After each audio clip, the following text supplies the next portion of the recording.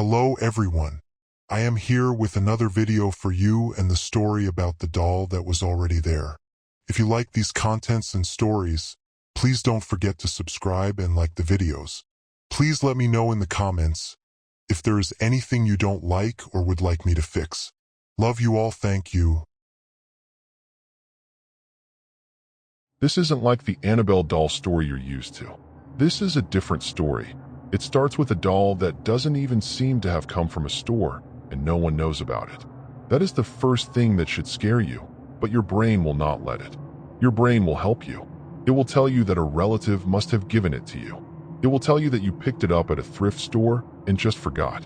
It will tell you anything to avoid the real answer. The real answer is simple and terrible. You have never seen this doll before in your life. And yet, there it sits. On your shelf. On your dresser. On the pillow right next to yours. Staring at you with those glass eyes that do not blink. That have never blinked. That will never blink.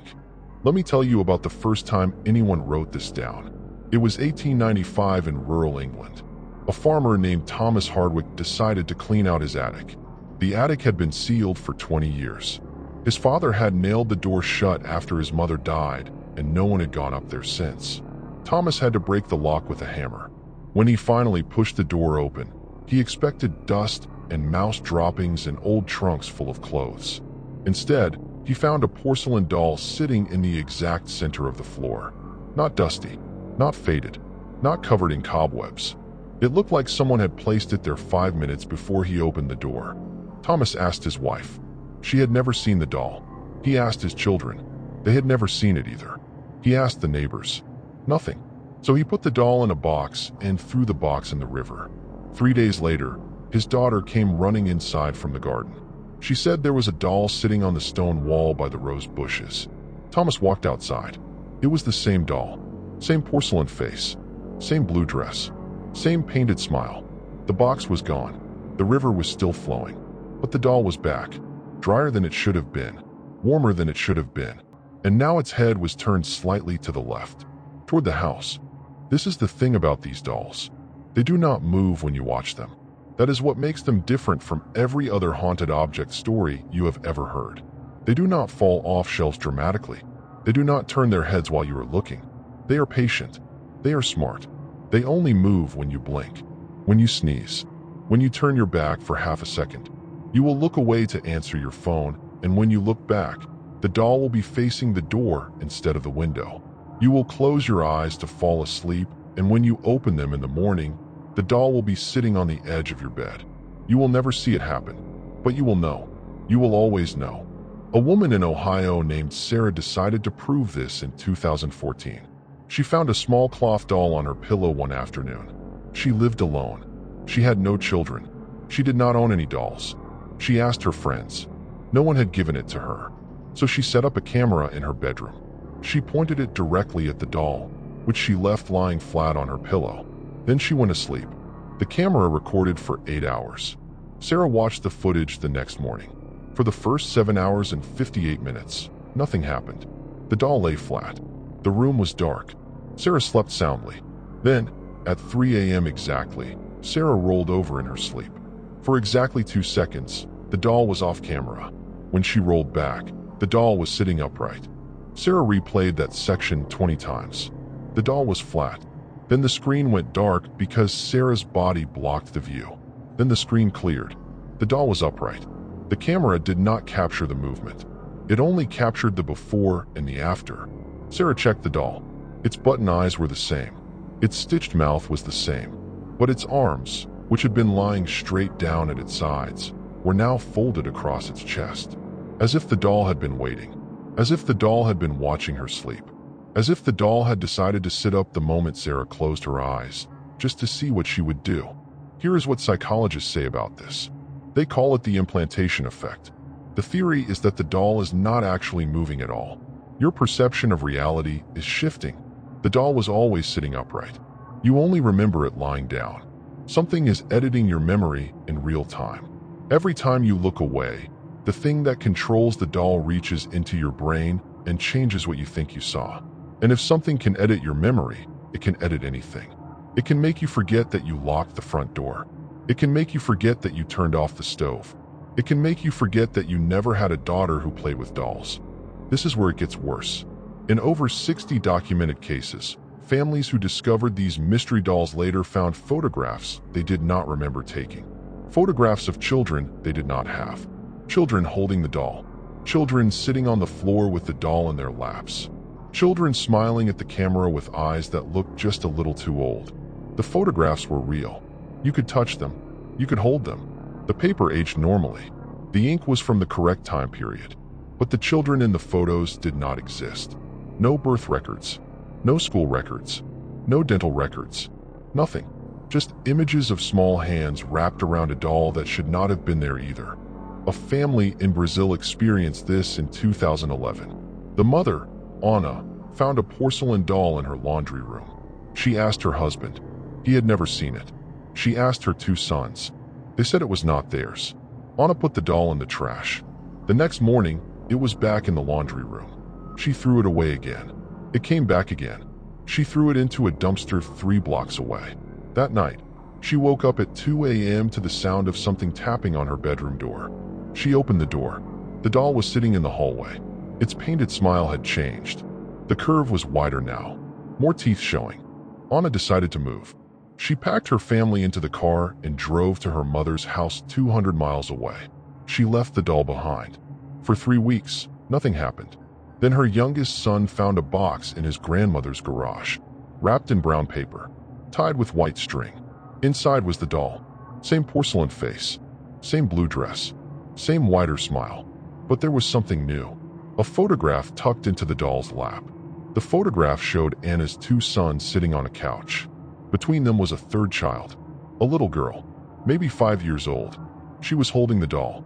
Ana did not have a daughter. She had never had a daughter. But there she was in the photograph. And in the photograph, the little girl's eyes were open.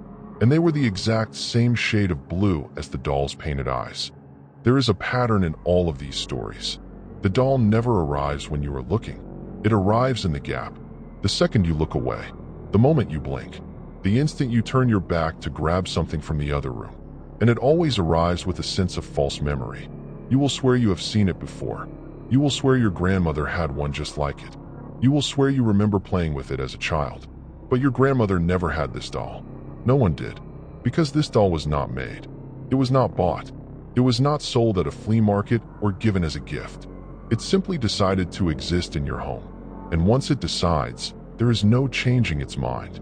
Antique doll collectors have a private name for this phenomenon. They call it the persistent guest. They do not talk about it publicly because they sound insane. But in private forums and at closed-door conventions, they share stories. One collector in Pennsylvania, a woman named Margaret, claimed to have removed the same doll from her house 17 times over 2 years. She burned it in her fireplace. She drowned it in a lake. She drove it 3 hours away and left it in a bus station bathroom. Every time, it came back within 48 hours.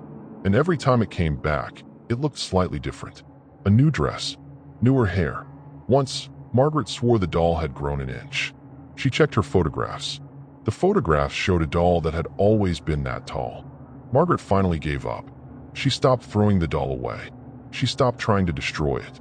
She put it on a high shelf in her living room, and she ignored it. For 6 months, nothing happened. Then one night, she woke up because her cat was hissing. She turned on the light. The doll was sitting on her nightstand. Its glass eyes were reflecting the lamplight. Margaret did not move. She did not scream. She just stared at the doll. And for the first time, she noticed that the doll's mouth was open. Just a crack. Just enough to see something dark inside. Something that looked like teeth. Something that looked like a tongue. Something that looked like it was breathing. Margaret left her house that night and never went back. She sold it to a young couple. She did not tell them about the doll. But 3 months later, she got a call from the wife. The wife asked if Margaret had left any belongings in the house. Margaret said no. The wife said there was a doll in the master bedroom. Porcelain, blue dress, open mouth. Margaret hung up. She moved to a different state. She changed her phone number. She told herself the doll was someone else's problem now. But sometimes, late at night, she hears a small tapping sound on her new front door. She never opens it. She never looks through the peephole. Because she knows what she will see. Not a doll. Not anymore. Something that looks like a doll. Something that looks like it is learning to stand. A researcher in Japan named Dr. Yuki Tanaka studied these cases for 7 years. She interviewed over 40 families who had experienced the persistent guest. She collected photographs. She collected audio recordings. She even managed to obtain 3 of the dolls from families who had abandoned their homes. She kept them in a locked room at her university. She visited them every day. She took notes. She measured their positions. She photographed them from every angle. And she noticed something strange. The dolls were not identical. Different sizes, different materials, different paint colors. But they all had one thing in common. Under ultraviolet light, each doll had writing on its body. Writing scratched into the porcelain or stitched into the cloth. Writing in a language that did not match any known alphabet. Dr. Tanaka sent the writing to linguists. No one could translate it. She sent it to cryptographers. No one could decode it. She sent it to historians. No one had ever seen anything like it. But one linguist noticed something strange. The same symbols appeared on all 3 dolls. Identical symbols. As if every single one of these dolls was made in the same place. A place that did not exist on any map. Dr. Tanaka kept this discovery to herself. She did not want to sound crazy, but she knew what she had found. The dolls were not individual hauntings. They were connected. They were all made by the same hands. Hands that had never been photographed. Hands that had never left a fingerprint. Hands that were still working. Dr. Tanaka's research ended abruptly in 2018. Her university locked her office. They said she had violated ethical guidelines. They would not say how. They would not say why. They just sealed the room and told her to leave. Dr. Tanaka tried to fight back. She tried to publish her findings. Every journal rejected her. Every publisher said her research was not credible. She was alone, but she still had the photographs. Hundreds of them. Dolls in living rooms. Dolls in bedrooms. Dolls in basements and attics and garages. And in every single photograph, the doll was looking directly at the camera. Not the person holding the camera itself. As if the dolls knew they were being watched. As if they wanted to be seen. Here is the detail that haunts Dr. Tanaka the most. In the last year of her research, she started finding photographs she did not remember taking. Photographs of herself as a child. She had never seen these photographs before. In them, she was maybe 6 years old. She was standing in a room she did not recognize. And in her hands, she was holding a doll. Porcelain. Blue dress. Open mouth. The same doll she had locked in her university office. Dr. Tanaka checked the back of the photograph. Someone had written a date. 1987, the year Dr. Tanaka turned 6. She called her mother. Her mother said she had never owned any dolls. Her mother said she had never let Dr. Tanaka play with dolls. Her mother said she did not know what photograph she was talking about. Then her mother paused. She asked if Dr. Tanaka had been sleeping well. She asked if Dr. Tanaka had been dreaming. She asked if Dr. Tanaka had noticed anything moving in her apartment lately. Dr. Tanaka said no. She lied. She had noticed. The doll in the locked office. She had locked it in a metal cabinet. But every morning when she came in, the cabinet door was open, and the doll was facing the door, waiting for her. A family in Sweden experienced the final stage of this phenomenon in 2019. Their names were Eric and Lena. They had one son, Oscar, who was 7 years old. They found a small rag doll in their laundry room. No one claimed it. They left it outside. It came back inside. They locked it in a shed. It appeared in the living room. Then Lena started waking up with small scratches on her arms. 3 parallel lines. Like fingernails.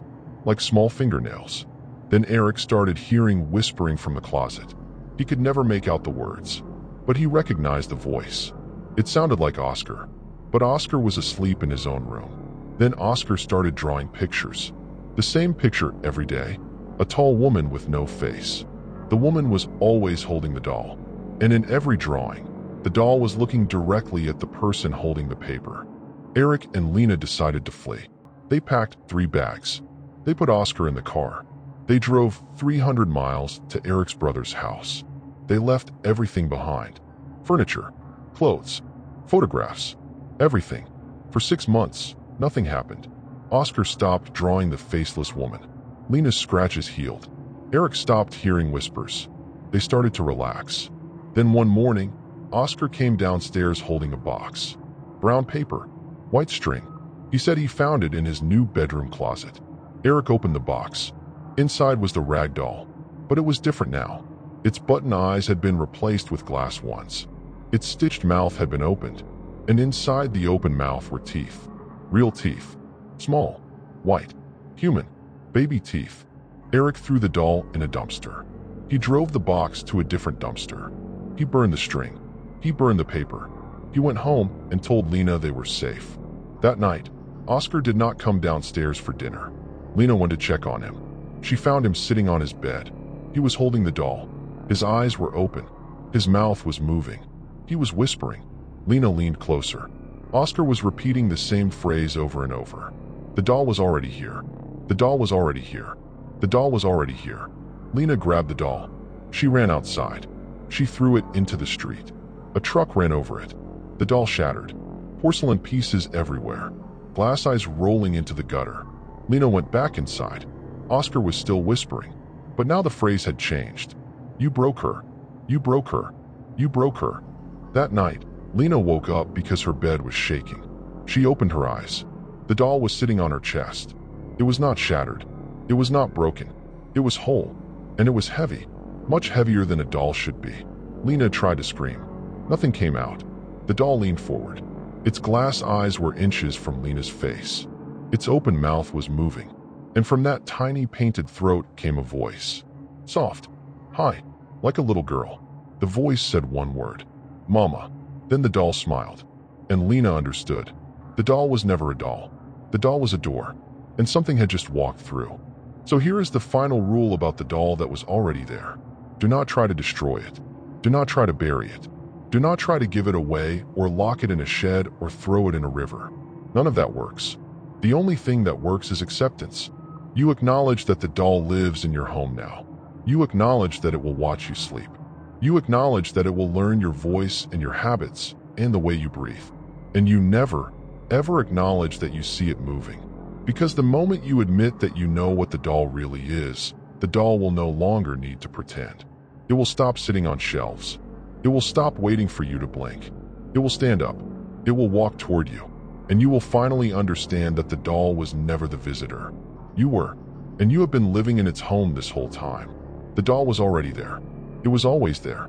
You just did not look closely enough to see it. But now you are looking.